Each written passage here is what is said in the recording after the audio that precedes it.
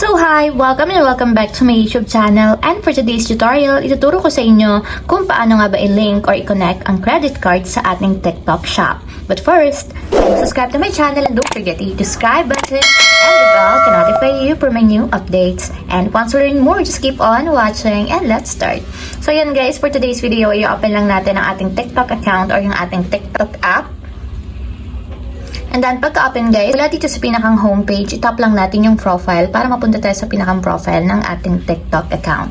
Then, after yun guys, dito sa pinakang profile ng ating TikTok, itap nyo lang yung your orders. So, tap nyo lang.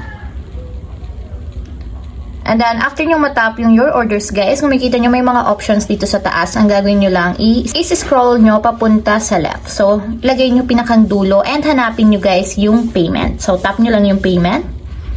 So, yan guys, para ma-connect yung ating credit card, itap lang natin dito yung add credit or debit card. So, tap lang natin. So, guys nga pala, once na nakalink na or nakakonect na yung ating credit card sa ating TikTok account, automatic yan guys, pwede natin itong gamitan para makapayment ng mga orders sa TikTok shop.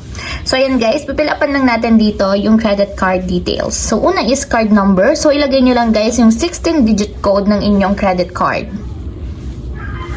And then guys, after may lagay yung 16-digit card number, so dito naman tayo sa expiration date. So makikita din guys yung expiration date sa inyong credit card. So lagay nyo lang dito yung month and year.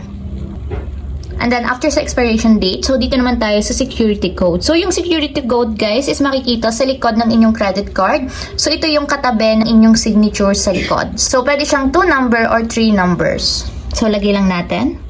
Then, after sa security code is card holder name. So, dito nyo na ilalagay yung pinakang credit card name or card holder name. So, lagay nyo lang. So, ayan guys, after nyo mapilapan yung card number, expiration date, security code, and then card holder name, double check nyo guys yung mga details. Siguraduhin nyo na tamang-tama yung mga nakalagay same as dun sa inyong credit card. So, kapag okay na guys, tap na natin dito yung submit.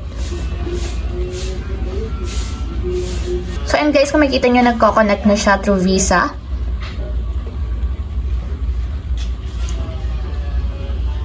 And ayan guys, kung makikita nyo, activation successful. So, tap natin yung continue. And ayan guys, nakalagay na dito yung aking credit card. So, ibig sabihin, pwede na natin gamitan ang ating credit card para makapag-payment tayo sa TikTok shop. So, ayun lang guys, ganun lang kasimple kung paano nga ba i-link or i-connect ang credit card sa ating TikTok account. If you have a question, kindly comment down below and don't forget to hit the subscribe button and the bell to notify you for my new uploads.